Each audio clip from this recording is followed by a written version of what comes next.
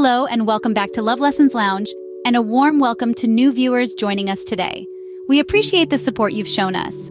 Today, we're diving into a topic that's incredibly important, yet often overlooked: emotional and verbal abuse in relationships.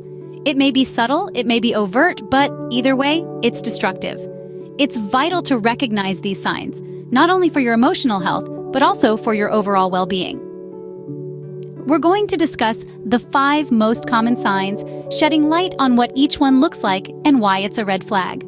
From constant criticism to manipulation, threats, belittling, and isolation, these are the signs that often hide in plain sight. But with awareness, they can be recognized. Understanding these signs can be a step towards healthier relationships, so stay tuned. The first sign of emotional and verbal abuse is continuous criticism. It's like a relentless rain, dampening your spirit and eroding your self-esteem. This kind of criticism isn't about helping you grow or improve. It's about power and control. It's about making you feel small so the abuser feels bigger. Now let's be clear.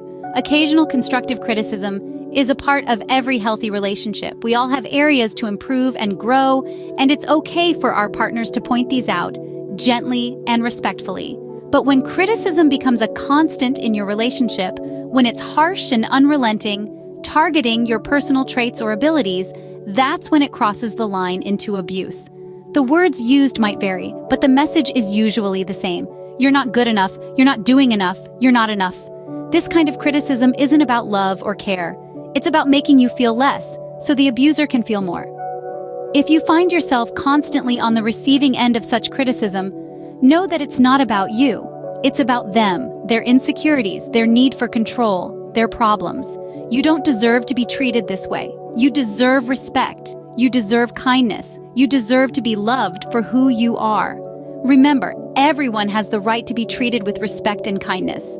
You are not an exception. Stand up for yourself. You're worth it. The second sign to be aware of is manipulation.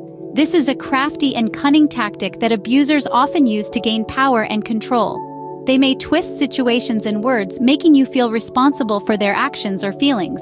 It's a complex and subtle form of emotional abuse that can leave you feeling guilty and confused. How does this work? The abuser might say things like, "If you really loved me, you wouldn't do that." Or they might play the victim, blaming you for their negative feelings or problems. They might even distort facts or lie outright to make you question your own memory or perception.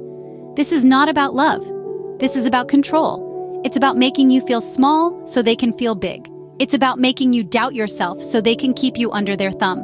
It's about making you feel guilty for their actions, their feelings, their shortcomings. Manipulation can be so subtle that you might not even realize it's happening. You might think it's your fault, that you're the one who's wrong, but remember, it's not your fault. You are not responsible for someone else's actions or feelings. In a healthy relationship, there's room for disagreement. There's room for individuality. There's room for you to be you.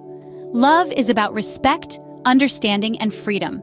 It's not about control or guilt. It's vital to understand that everyone should have the freedom to make their own choices without feeling guilty. Moving on to our third and fourth signs, threats and belittling. Now, threats can take many forms, some more overt than others. They may not always involve physical harm. They could be threats to leave, to harm oneself, to spread harmful rumors, or to reveal secrets. These are all manipulative tactics designed to control and instill fear. They're a way of maintaining power in a relationship, and they have no place in a healthy, loving partnership. Threats can also be more subtle, more insidious. They might be disguised as jokes or teasing, but make no mistake, this is still a form of abuse. If these supposed jokes make you feel uncomfortable, scared, or upset, that's a clear indicator that something isn't right. Now, let's talk about belittling. This is a form of verbal abuse that involves demeaning someone, making them feel less than, unimportant, or insignificant. It's when someone dismisses your accomplishments, laughs at your dreams, or makes fun of your personality. It's when your partner consistently makes you feel small and unworthy. Belittling is particularly harmful because it chips away at your self-esteem bit by bit. It can make you question your worth and your abilities. And the worst part? It's often done under the guise of just being honest or trying to help. But remember, there's a vast difference between constructive criticism and belittling. Constructive criticism is delivered with care. It builds you up and encourages growth. Belittling, on the other hand, is meant to tear you down. It's designed to make you feel inferior, and it's a clear sign of emotional and verbal abuse. To sum up, threats and belittling are red flags in any relationship.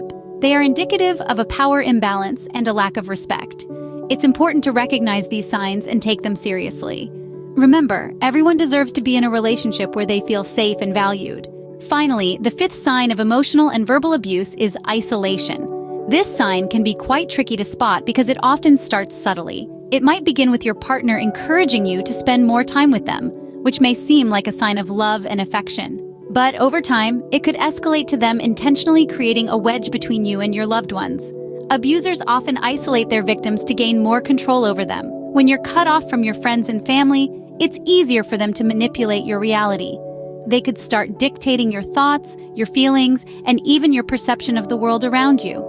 Remember, it's healthy and normal to maintain relationships outside of your romantic partnership. You shouldn't have to choose between your partner and the other important people in your life. Everyone has the right to maintain their relationships outside of their romantic partnership. These are just a few signs of emotional and verbal abuse in relationships. To recap, we've discussed constant criticism, manipulation, threats, belittling, and isolation. These signs can often be subtle and difficult to recognize, but they're crucial to understanding if you or someone you care about is in an abusive relationship. Remember, it's essential to trust your instincts. If something feels off, it probably is. Don't ignore these signs. Reach out, talk to someone you trust about what you're experiencing. There are many resources available to help. No one deserves to be in a relationship where they feel threatened, belittled, isolated, or manipulated. Always remember, you're not alone in this. There are people who care and want to help. We'd love to hear your thoughts on this topic. If you found this information useful, please like, share, and subscribe to our channel. Remember, you are not alone, and help is always available. Thanks for watching.